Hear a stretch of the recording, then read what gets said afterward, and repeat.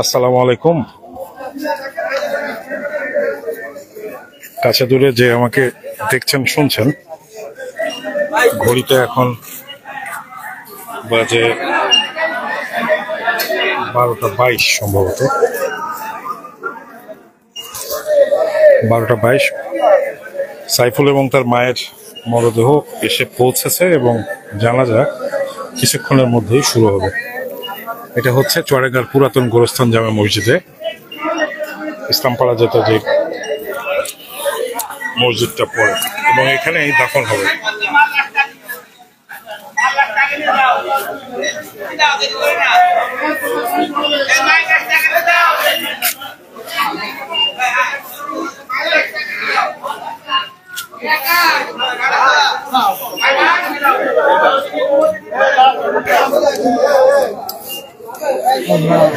আপনাদেরকে দেখায়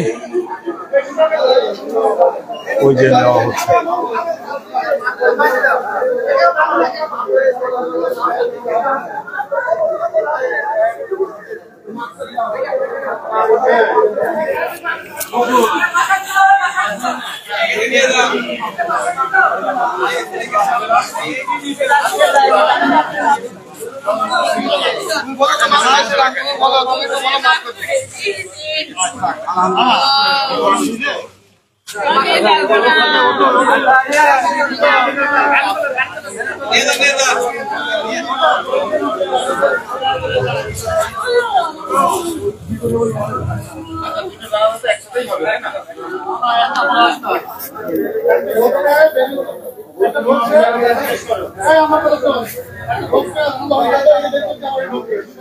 জানাজা মা এবং ছেলের দুইটা আলাদা আলাদা হবে এখানে যা শুনছি, এবং এখন এর আগে মায়ের দেহ নিয়ে যাওয়া হয়েছে, এবার ছেলের মরদেহ নেওয়া হচ্ছে। জানাজা এখন শুরু হয়নি।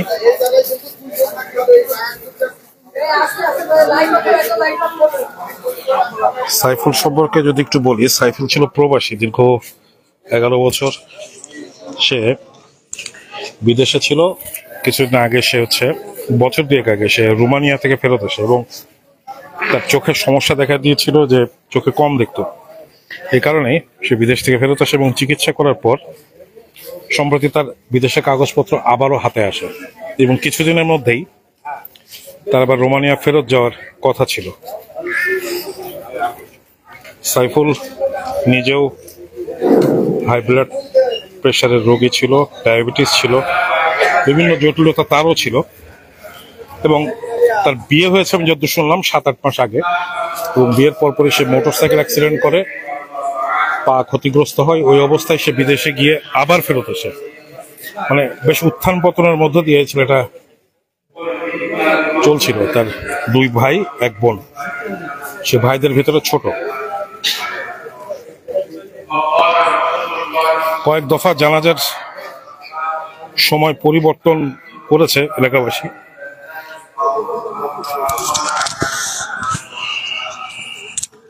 পরে সর্বসম্মতিক্রমে এই রাত্রেই দাফনের সিদ্ধান্ত হয়ে গেল।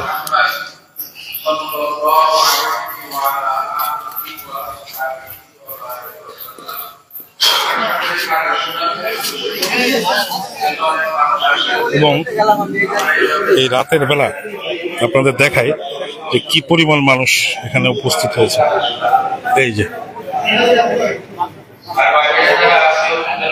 জানা যায় যথেষ্ট সংখ্যক, আরো বাইরে আছে, এটা মসজিদের ভিতরে অবস্থা।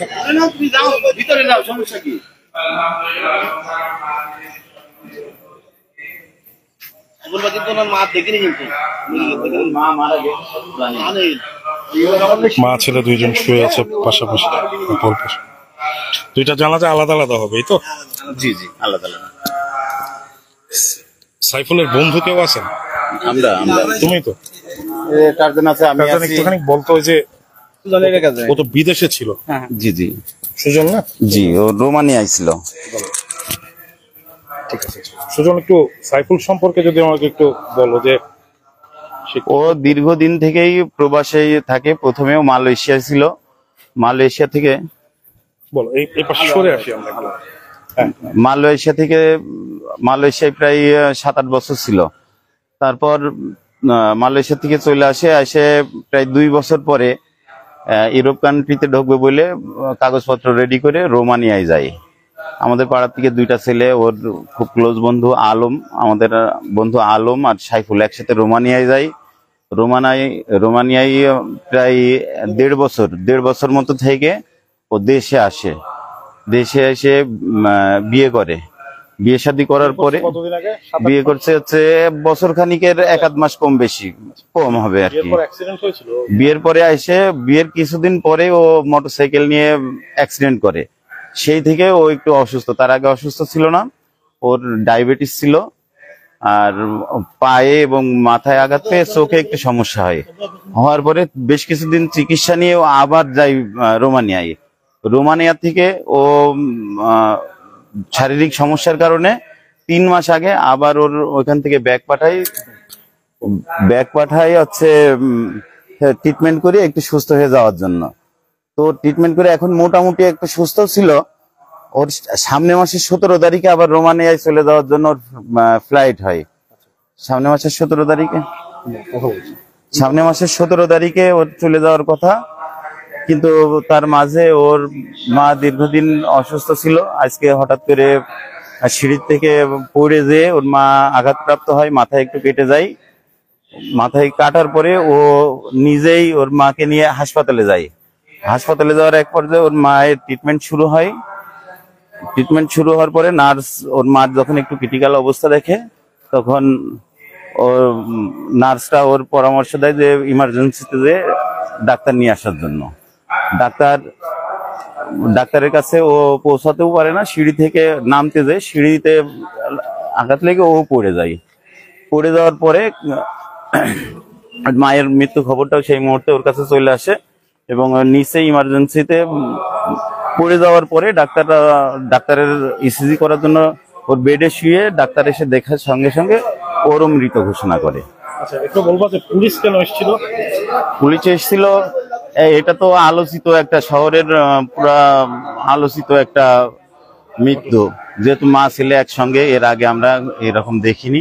এটা শহরে মুখে মুখে অনেক ছড়িয়ে গিয়েছে, তারপর ফেসবুকে ভাইরাল হয়েছে, যার কারণে মা ছেলের যেহেতু একসঙ্গে মৃত্যু, পুলিশের কাছে যখন এই সংবাদটা গিয়েছে তারা দেখার জন্য এসে ওর মায়ের যেহেতু পড়ে যায়, আগেই বলেছি যে একটু মাথায় আঘাতপ্রাপ্ত হয়েছিল, মাথায় একটু ইনজোর হয়েছিল, সেই জন্য ওরা শুধু বলেছে যে ডেথ সার্টিফিকেটটা হাসপাতাল থেকে নিয়ে আসে দিতে। তাছাড়া অন্য কোনো সমস্যা ছিল না, এটা স্বাভাবিক একটা মৃত্যু। আপনারা সবাই তার জন্য দোয়া করেন। ধন্যবাদ। শুনলাম ওর বন্ধুর কাছে যে কিভাবে মৃত্যু হয়েছে মা এবং ছেলের, এবং সাইফুল সম্পর্কে আমরা সংক্ষিপ্তভাবে শুনলাম যে সাইফুল কি ধরনের কাজ করত, কেমন ছিল, এবং সবাই আসলে শোকগ্রস্ত এই অঞ্চলে। বাগানপাড়ায় যারা চিনত এবং অতি পরিচিত মুখ। হ্যাঁ, তো কিছুক্ষণ পরই জানাজা শুরু হবে, জানাজার নামাজ। আমরা মসজিদে ঢুকছি।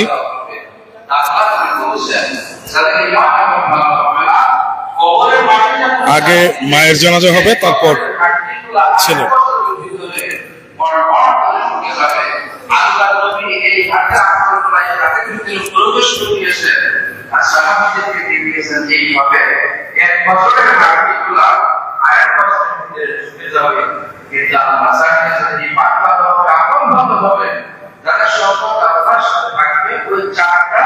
সহনীয় হবে, তার কষ্ট হবে না, সকলকে এইভাবে গ্রহণ করতে হবে। ভাইরা, সেই সুযোগকে সেই সময়কে আমরা পাঠিয়েছেন। এই মাইকে থেকে আমরা শিক্ষা গ্রহণ করি। সাইকেল কিন্তু সাইকেলের যে বয়স, ছোটবেলায় আমার বাড়ির বন্ধু, আমরা একসাথে লেখাপড়া করছি, একসাথে খেলাধুলা করছি, অনেকদিন পূর্বাস জীবনে ছিল। মাঝখানে আসার পর আবার গিয়েছিল, আবার সে দেশে আসছিল চিকিৎসা নেওয়ার জন্য। তারও তো আশা ছিল আবার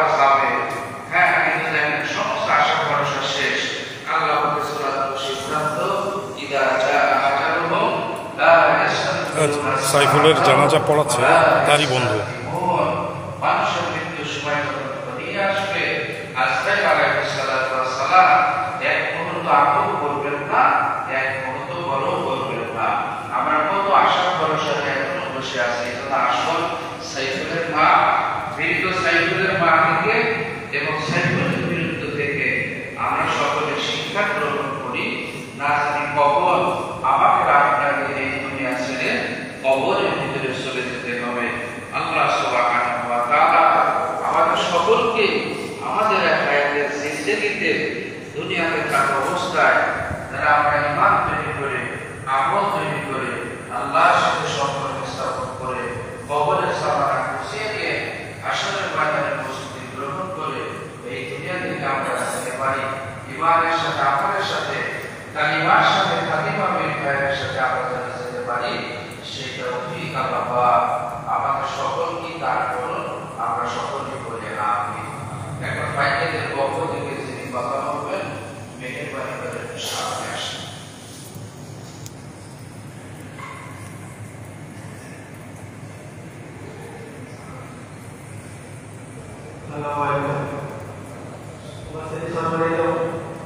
আমার মা ও ভাই আমাদের কাছে কেমন কেটে দাঁড়িয়ে আমাদের কাছে আমার ভাই আমার মা যদি আমাদের কাছে বলুন খারাপ ব্যবহার করে প্রতিদিন আমার ভাই আমাকে একটু বলবেন দেওয়ার চেষ্টা করবো। আর এই জন্য আমার মা ভাই দোয়া করবেন। আর কোনো রকম কোনো খারাপ করতে চলে থাকে আমার মা ক্ষমা করে দেবেন। হয়ে থাকে আমার ভাই মা সবাই ক্ষমা করে দেবেন। আমার লাগবে কেউ যদি কোনো কিছু পান তাহলে আমাকে বলবেন, দেওয়ার চেষ্টা করবেন।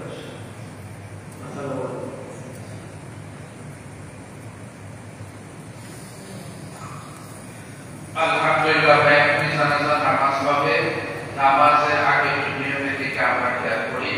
আমরা যে সমস্ত ভাই আরবিতে নিয়োগ করতে পারি তারা আরবিতেই করবো। যারা আরবিতে নিয়োগ করতে পারবো না তারা বাংলায় করবো। বাংলায় নিয়োগ এইভাবে করতে হবে। আল্লাহ তাআলা আমি ফরজে কিফায়া জানাজার নামাজ 4 তাকবীরের সহিত এই ইমামের পিছনে এই মাইলের উদ্দেশ্যে কিবলামুখী আগে করতেছি আল্লাহু আকবার। প্রথম তাকবীরের পরে সানা করতে হবে, দ্বিতীয় তাকবীরের পরে দুরূদ শরীফ পড়তে হবে, তৃতীয় তাকবীরের পরে জানাজার যে দোয়া করতে হবে এবং চতুর্থ তাকবীরের পরে ডানে এবং বামে সালাম ফেরাতে হবে। অতিরিক্ত তাকবীরগুলো যখন আমরা করবো কেউ কান পর্যন্ত হাত উঠাবো না, মুখে জোরে জোরে করবো না। প্রথমে সাইফুলের মায়ের জানাজার নামাজ হবে, এরপরে লাশটা বের হওয়ার পরে সাইফুলের জানাজার নামাজ হবে। দুইটা জানাজা ইনশাআল্লাহ আমরা শহীদ থাকবো। আমরা সকলে দাঁড়িয়ে কাতার সোজা করে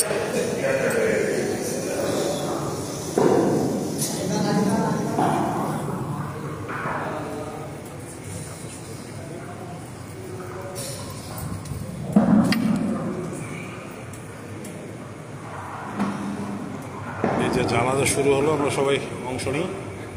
যে যেখানে আছেন ভালো থাকেন, সুস্থ থাকেন। আল্লাহ হাফেজ।